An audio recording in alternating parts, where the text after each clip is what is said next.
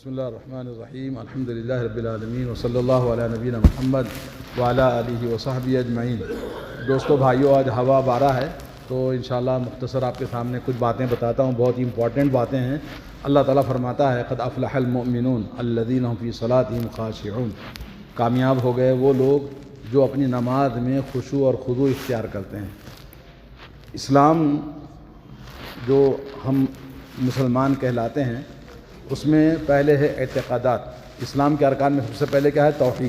توحید یعنی ایمان، عقیدہ ہمارا صحیح ہونا چاہیے، نمبر ایک۔ نمبر دو، اس کو ہم کہتے ہیں ایمانیات کہیں گے، اعتقادات کہیں گے، اور ایمان کے صحیح ہونے کے بعد دوسری چیز تمام اعمال میں سب سے افضل عمل نماز ہے۔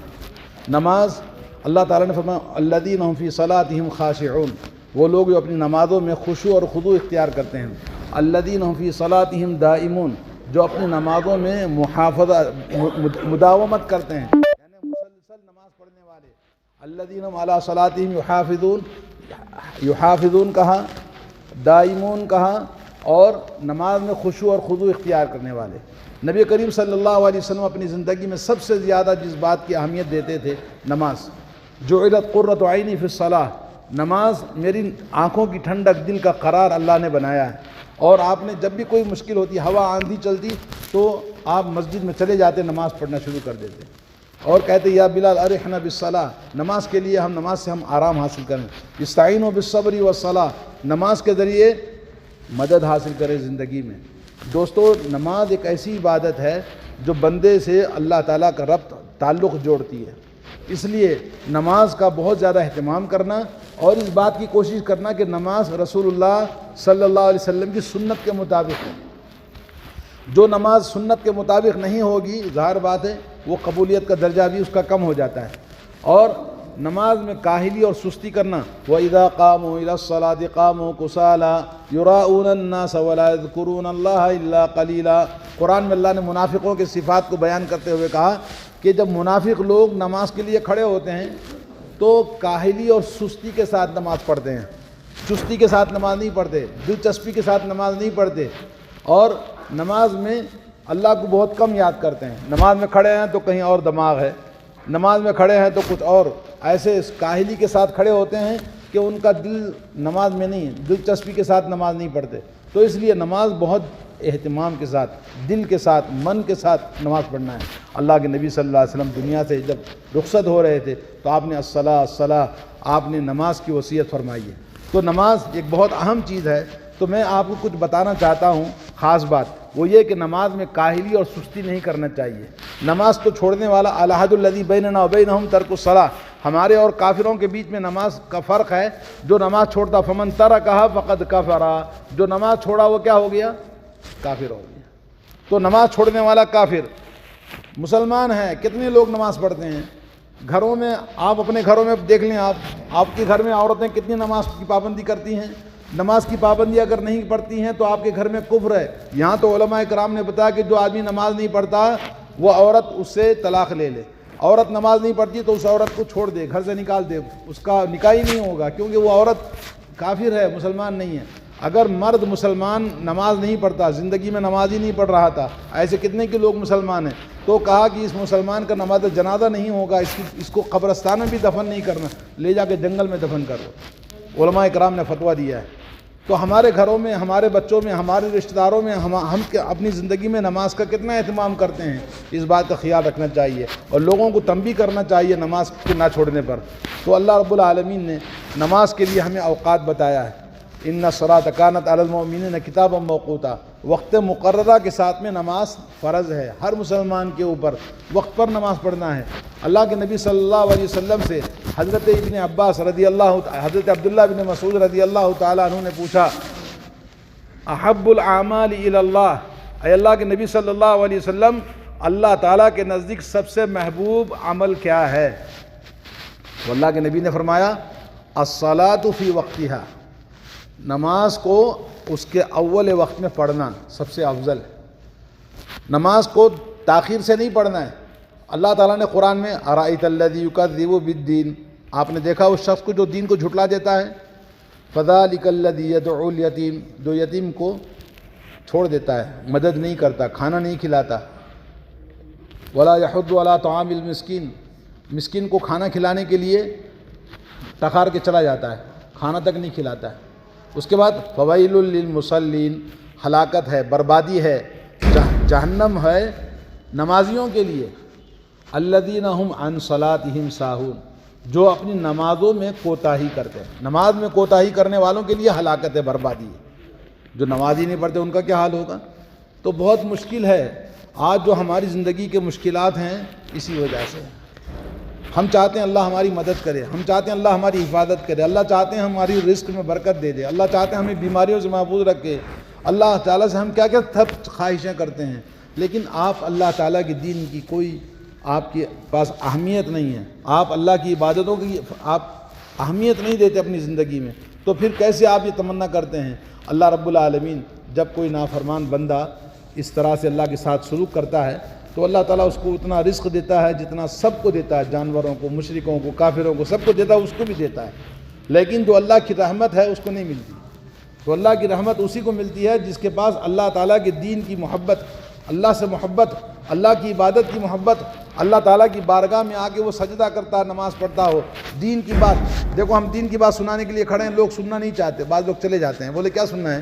ہاں، تو دین کی اتنی اہمیت ہے، تو جتنا دین میری وجہ سے نہیں ہے، یہ اللہ کے دین کی محبت کا آپ کا ثبوت ہے کہ آپ دین کے کتنی محبت کرتے ہیں۔ آپ دین سے نفرت کرتے ہیں کہ اللہ سے نفرت کرتے ہیں یا مجھ سے نفرت کرتے ہیں؟ لوگ آج دین نہیں چاہتے، تو اسی لیے دنیا میں ہر جگہ ہر قوم مسلمان کو نفرت کرتی ہے۔ مسلمان دنیا کے سب سے زیادہ، کیوں؟ اللہ تعالیٰ جب کسی سے محبت کرتا ہے آسمان میں اعلان کرتا ہے، اے جبریل میں فلاں آدمی سے بندے سے محبت کرتا ہوں، اس کی محبت کا اعلان کر دو۔ آسمان میں اعلان کیا جاتا ہے، پھر زمین میں اعلان کیا جاتا ہے۔ جب کسی سے اللہ نفرت کرتا ہے تو اللہ تعالیٰ کی نفرت آسمان میں کی جاتی ہے، پھر زمین میں کی جاتی ہے۔ آج آپ کو پتہ ہے دنیا میں تمام قومیں، جبکہ وہ غیر مسلم ہیں لیکن مسلمانوں سے سب نفرت کرتے ہیں۔ جس قوم کو دیکھو، جس ملک میں دیکھو، جس جگہ بھی دیکھو، اسلام کے خلاف لوگ بولتے کھڑے ہو جاتے ہیں، مسلمانوں کو دیکھنا نہیں چاہتے، پسند نہیں کرتے۔ کیوں؟ اس لیے کہ یہ غدار قوم ہے، بے وفا قوم ہے اللہ اپنے دین کے ساتھ، اپنے رب کے ساتھ میں۔ تو اس لیے آج ضرورت ہے ہم اپنے دین کا اہتمام کریں۔ سب سے بڑی چیز نماز ہے، نماز کا اہتمام، جو سنت نبی کے مطابق نماز، الٹپ جیسی ادا کر کے دے دیا نہیں، بلکہ اہتمام کے ساتھ نماز کو سیکھنا۔ نماز نبی کریم صلی اللہ علیہ وسلم کی سنت کے مطابق ہونا چاہیے۔ تو میں آپ کو بتانا چاہتا ہوں وقت نماز کا، یہ جب وقت ہوتا ہے تو اول وقت میں، جیسے اللہ کے نبی صلی اللہ علیہ وسلم کی حضرت عبداللہ بن مسعود رضی اللہ تعالیٰ عنہ فرماتے ہیں، سألت النبی صلی اللہ علیہ وسلم ای العمل احب الی اللہ قال الصلاۃ فی وقتها، کہا کہ اول وقت میں نماز پڑھنا سب سے محبوب عمل ہے۔ پھر میں نے پوچھا ثم ای، قال بر الوالدین، دوسری چیز میں نے پوچھا اس سے زیادہ محبوب عمل اللہ کے پاس کیا ہے؟ کہا ماں باپ کے ساتھ حسن سلوک کرنا۔ اور اس کے بعد پھر ثم ای، پھر میں نے کہا اس کے بعد کون سا محبوب عمل اللہ تعالیٰ کے پاس میں ہے؟ قال الجہاد فی سبیل اللہ، اللہ کے راستے میں جہاد کرنا۔ آج جہاد کرنے کی ضرورت ہے۔ جہاد کرنے کا مطلب بندوق لے کر، تلوار لے کر نہیں نکلنا ہے، سب سے پہلے اپنے نفس سے جہاد کرنا ہے، اپنے گھر والوں سے جہاد کرنا ہے، اپنے آپ سے، جس ماحول میں ہم رہتے ہیں وہاں جہاد کرنا ہے۔ بہت برائیاں ہیں، برائیوں سے باہر نکلنا بہت مشکل ہے۔ اگر آپ تھوڑا سی دین کی بات کریں گے، توحید کی بات کریں گے، نماز کی بات کریں گے، لوگ آپ سے ناراض ہو جاتے ہیں، بیکاٹ کر دیتے ہیں آپ کو، بولے یار چھوڑو اس کو۔ تو اس طرح سے لوگ ناراض ہو جاتے ہیں، کس سے؟ دین کی وجہ سے۔ تو میرے دوستو، جہاد دین کے لیے کرنا بہت ضروری ہے، اپنے آپ سے، اپنے گھر والوں سے، اپنے بال بچوں سے، اپنے آپ کو۔ قوا انفسکم واہلیکم نارا، اللہ نے کہا اپنے آپ کو، اپنے گھر والوں کو جہنم کی آگ سے بچاؤ۔ وقودھا الناس والحجارہ، جس کے جہنم کے اندر انسان اور پتھر اللہ تعالیٰ ایک ساتھ ڈال کے جلائیں گے۔ جی، علیہا ملائکۃ غلاظ شداد، ایسے فرشتے اللہ تعالیٰ پر مقرر کرے گا، ذرہ برابر ان کے اندر رحم دلی نہیں ہے۔ وہ اللہ تعالیٰ کے امر کو، حکم کو نافذ کریں گے عذاب دینے پر، جیسے اللہ نے ان کو حکم دیا ہے، تو ذرہ برابر ان کو رحم دلی نہیں آئے گی۔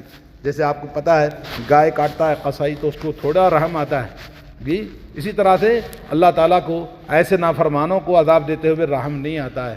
تو میرے بھائیوں، ہمیں زندگی کے اندر اللہ نے صحت دیا، موقع دیا، امن دیا، سکون دیا، نماز پڑھنے میں اگر کاہلی کرتے ہیں گھر والے ہمارے، اپنے اپنے گھر کا حساب لیجئے، جہاں ہر جگہ دنگا فساد، خون خرابہ، بم پھٹتے ہیں، گولیاں چلتی ہیں، باہر نکلنا مشکل ہے، لوگ در بدر ہو گئے، قتل ہو گئے، ان لوگوں کو ہم کہیں کہ بھی نماز پڑھو، کہاں نماز پڑھ سکتے ہیں؟ ایسا وقت آ گیا تو کیا کریں گے؟ جو آدمی اب نماز نہیں پڑھتا تو اس وقت میں تھوڑی نماز پڑھے گا؟ جب امن ہے، سکون ہے، اللہ کی تمام نعمتیں ہیں، نماز پڑھنے میں کاہلی کرتا ہے؟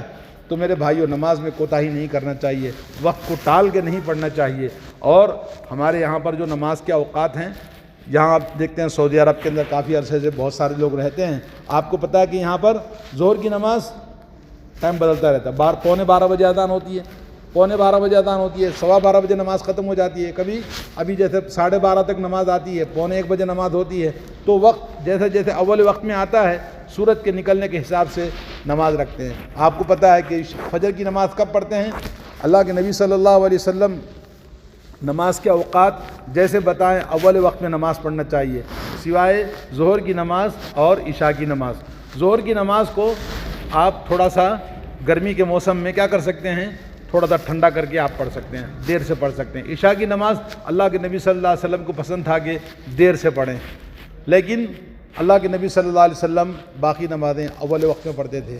آپ دیکھیں گے، تعجب کریں گے کہ تلک صلاۃ المنافق، یہ منافق کی نماز ہے جو نماز نہیں پڑھتا ہے، لیکن جب سورج نکلنے کا وقت قریب ہوگا تو جب کھڑے ہو کے فٹافٹ 4 رکعت نماز پڑھ لے گا۔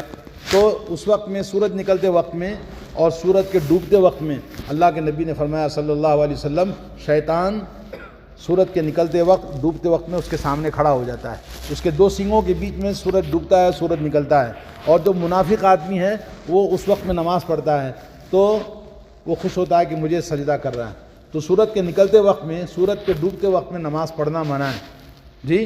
تو ہمیں چاہیے کہ ہم وقت پر نماز پڑھیں۔ عصر کی نماز مغرب کے وقت میں پڑھتا ہے اور فجر کی نماز سورج کے نکلتے وقت میں پڑھتا ہے، یہ درست نہیں ہے۔ تو اسی طرح سے جو آپ کو پتہ ہے کہ ہمارے یہاں پر لوگ کیا کرتے ہیں، عصر کی نماز کتنے بجے پڑھتے ہیں؟ بہت دیر میں پڑھتے ہیں، 4:30 بجے، 5 بجے کہیں نماز پڑھتے ہیں۔ یہ سب غلط ہے۔ نماز کب پڑھنا چاہیے؟ اللہ کے نبی صلی اللہ علیہ وسلم کے زمانے میں عصر کی نماز پڑھتے تھے تو اس کے بعد میں باہر جا کر اونٹ ذبح کرتے، پورا گوشت کاٹ کے کھا لیتے بھون کر، تب آگے مغرب کی نماز کا وقت ہوتا تھا۔